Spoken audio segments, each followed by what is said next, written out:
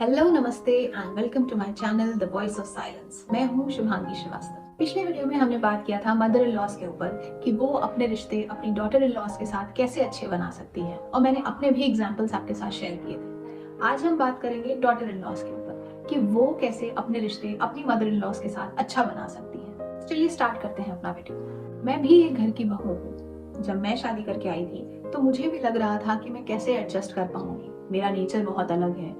आज के ज़माने की मॉडर्न लड़की हूँ मैं, मेरी सोच बहुत अलग है। और मुझे पता है कि मदर इन लॉज की सोच उस ज़माने की होती है जिस ज़माने में हम बहुत छोटे हुआ करते थे। तो उनकी सोच और उनकी एक्सपेक्टेशन से मैच कर पाना बहुत मुश्किल था।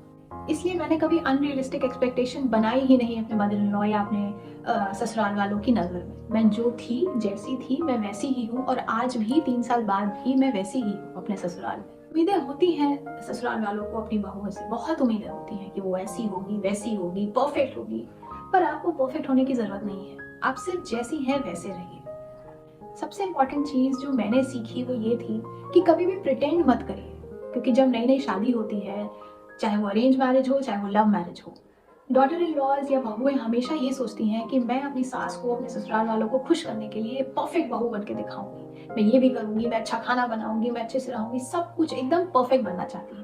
और कभी कभी इम्प्रेस करने के लिए वो करती भी हैं ये काम। लेकिन आप ज्यादा दिन तक प्रिटेंड नहीं कर पाएंगे। आप 2 महीने, 4 महीने, 6 महीने तक प्रिटेंड कर लेंगी, पर आप बहुत ज्यादा दिन तक वो नहीं कर पाएंगी जो आप हैं ही नहीं। तो वो करिए ही मत। क्या होगा, आप 2-3 महीने वो काम करके सामने वाले की नजर में एक उम्मीद बढ़ा देंगी कि आप वैसी ही। फिर सामने वाला आपसे वही उम्मीद करेगा कि आप हमेशा ऐसे रहेंगे, पर ऐसा होगा नहीं, तो उन्हें डिसअपॉइंटमेंट होगी। इसलिए आप जो हैं, जैसी हैं वैसी ही रहिए।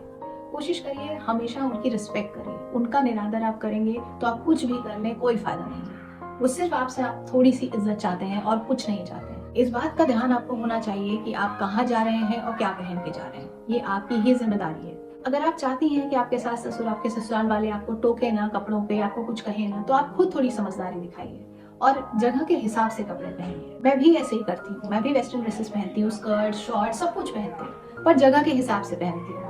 अपनी मदर इन लॉ को अपना दुश्मन मत समझिए। वो आपकी दुश्मन नहीं है। उनकी सोच आपसे अलग है क्योंकि वो बहुत अलग जमाने से है, लेकिन वो आपकी दुश्मन नहीं है। वो भी चाहती है कि आप घर में सही से रहें और खुशी खुशी रहें। तो कोशिश करिए कि अपने तरफ से वो नेगेटिविटी ना फैलाएं, क्योंकि बहुत सारी लड़कियां आजकल इस भी सोच से रहती हैं कि मुझे सिर्फ अपने हस्बैंड से मतलब है। आप शादी कर रही हैं तो आपकी शादी सिर्फ आपके हस्बैंड से नहीं हुई है, आपके पूरे ससुराल से हुई है। इस चीज को भी आपको सोचना होगा कि आपकी जिम्मेदारी सिर्फ आपके हस्बैंड की तरफ नहीं, आपके पूरे ससुराल की तरफ है।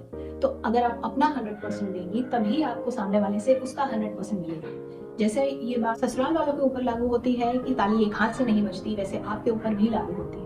प्यार और इज्जत जब तक आप नहीं देंगे तब तक आपको मिलेगा भी नहीं। इसलिए आप एक्सपेक्ट भी मत करिए अगर आप खुद प्यार इज्जत नहीं दे सकते। पर अगर आपको किसी बात से प्रॉब्लम है, किसी चीज से कोई आपत्ति है, तो बात करिए, इजी कम्युनिकेशन करिए। फिल्टर लगाइए अपनी बातों में कि आप क्या बोल रही हैं, किस तरीके से बोल रही हैं। आपको एक तमीज पता होनी चाहिए कि अपने बड़ों से बात कैसे करते हैं। अगर आप प्यार से बात करेंगे तो मुझे नहीं लगता कि किसी को भी कोई आपत्ति होगी। अपनी बात अपने बाहर वालों से या अपने पेरेंट्स से मत बोलिए।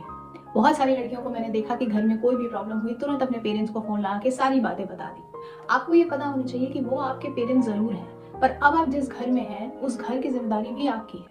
तो अगर आप सारी बातें अपने ससुराल की अपने मायके में लेके जाएंगी, और अगर आपके पेरेंट्स आपको भी भड़काएंगे या गलत आपको सजेशन देंगे, तो फिर आपकी फैमिली कभी भी वो फैमिली नहीं हो पाएगी जो आप चाहती हैं। इसलिए अपनी प्रॉब्लम्स को अपने तक रखिए, उसे खुद हैंडल करिए। You are mature enough to handle the situation. आप इतनी बड़ी हैं कि अपनी सिचुएशन को खुद से सॉल्व कर सकती हैं। कोशिश करिए कि आपके घर के लड़ाई झगड़े आपके मायके तक ना जाए। बहुत सारी लड़कियों से मैंने सुना है कि मेरे माँ बाप तो मेरे माँ बाप ही रहेंगे, मैं अपने सास ससुर को अपने माँ बाप नहीं मान सकती। तो जब तक आप अपने ससुराल वालों को अपने माँ बाप नहीं मान सकती, तो आप उनसे भी उम्मीद नहीं कर सकती कि वो आपको अपने घर की बेटी बना के रखेंगे। आपको पहला कदम उठाना पड़ेगा, आपको भी कंफर्टेबल होना पड़ेगा। मैं आपको बदलने के लिए नहीं कह रही हूँ, मैं सिर्फ ये कह रही हूँ कि आपको भी एक स्टेप आगे बढ़ना पड़ेगा, अपने आप को कंफर्टेबल बनाना पड़ेगा, खुद बनाना पड़ेगा। आप ये एक्सपेक्ट नहीं कर सकती कि आपकी सास आपको पकड़ के आपके कमरे से किचन तक लेकर आए या बाहर तक लेकर आए। आपको खुद जाना पड़ेगा, बैठना पड़ेगा, इन्वॉल्व होना पड़ेगा, इनिशिएटिव आपको भी उठाना पड़ेगा। तभी चीजें पॉसिबल हो पाएंगी कि आपके बीच में एक बहुत ही अच्छी अंडरस्टैंडिंग हो। आपकी लड़ाई तो आपकी मम्मी से भी होती होगी, आपके पापा से भी होती होगी, ठीक उसी तरह आपके सास ससुर से भी हो सकती है कभी। लेकिन आपको अपनी बातों में फिल्टर रखना पड़ेगा कि आप क्या बोल रही हैं, किस टोन में बोल रही हैं। अगर आप सही भी बोलेंगी और बदतमीजी से बोलेंगी तो कोई आपकी बात नहीं सुनेगा। इसलिए अगर आप चाहती हैं कि आपकी बात सुनी जाए, if you want to be heard, then have the decency to talk to them. आपको पता होना चाहिए कि आपको किस तरीके से बात करनी है अपने बड़ों से। मेरी शादी को 3 साल होने वाला है। मैं भी अपनी सास से बहुत अलग हूँ, वो मेरे से बहुत अलग है। उनकी सोच अलग है, मेरी सोच अलग है, पर हम दोनों में एक चीज कॉमन है कि हम दोनों प्रैक्टिकल हैं। बहुत ज्यादा इमोशनल होकर चीजों को नहीं सोचते।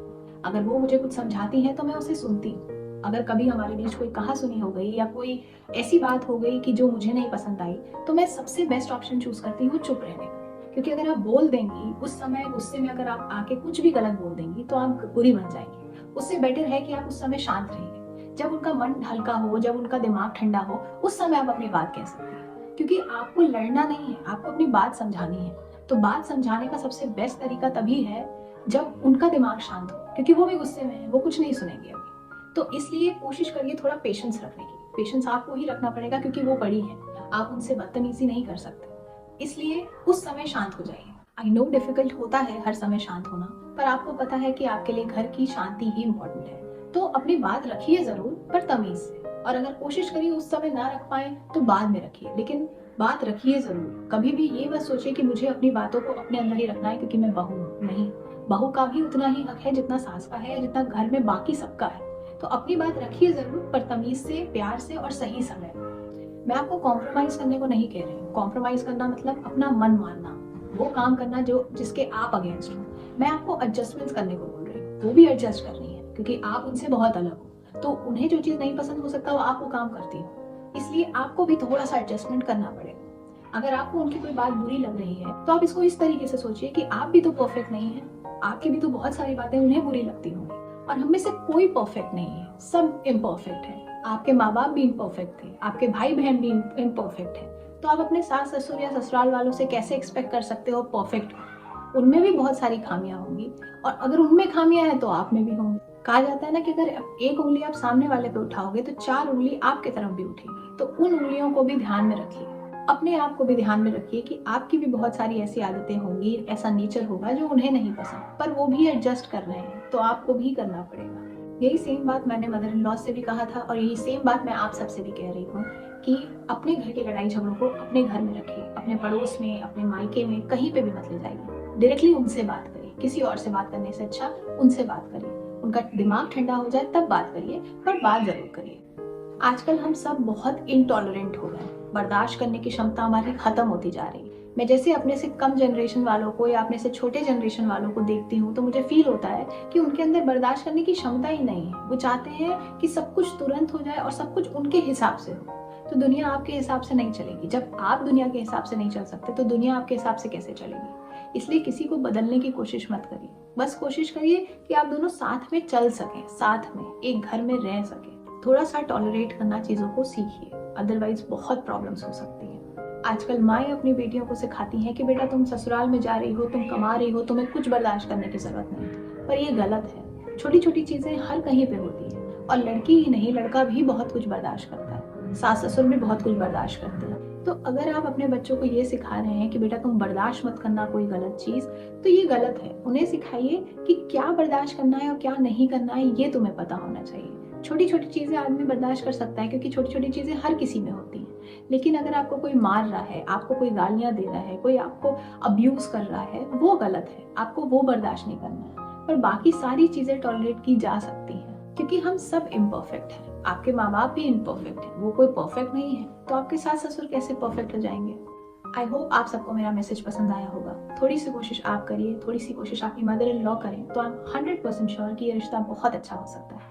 इसी के साथ I am signing off. See you next Sunday. तब तक के लिए खुश रहिए, हमेशा पॉजिटिव रहिए और अपना ध्यान रखिए।